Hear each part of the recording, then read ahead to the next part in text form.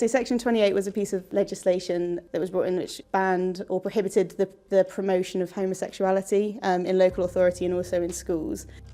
Essentially, a law in the 80s which was passed in order to sort of demand of teachers that they suppress education by LGBTQ+ politics and issues, but also that kind of teaching directly to kids that they can be accepted for who they are.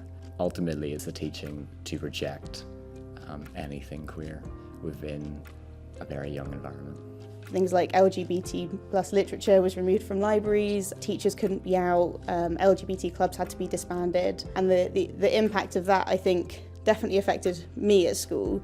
Gay was a very taboo thing, like it wasn't something that we really talked about. We had PSHE lessons, but it was really not really touched on. Being a Catholic school as well, it was they were definitely weren't too happy about kind of the concept of or talking about queerness at school.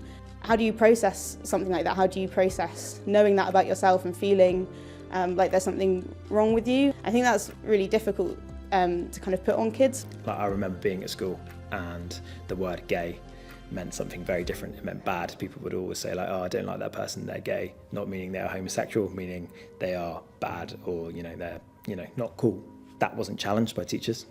I even heard teachers say it in my time. I think shows that the impact of Section 28 was really, really rife in sort of mid-2000s, late 2000s, the King Henry time. But also I think the people that would have been teachers that went through it when it was very, very anti, I think they're still teaching in schools now. I think only when I became a teacher I understood the pressure on teachers to be all-knowing and to be able to have conversations with teenagers about stuff that they don't necessarily have experience with. And a lot of that comes down to the way that the government has legislated a lot of things, such as Section 28 in the 80s.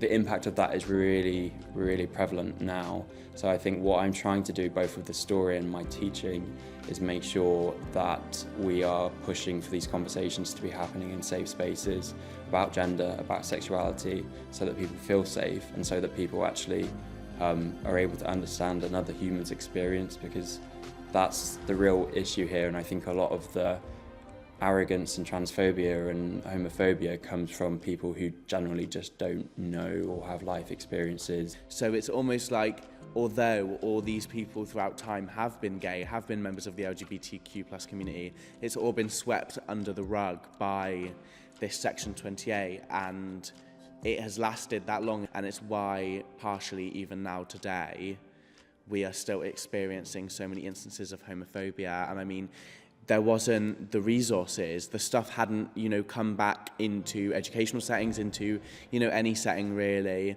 The kind of resources to make you feel like, well, actually I do have a place in this world, and there are actually other people like me. I think the power of school and teaching is that at any moment it can sort of change things for you and change the way that you approach things.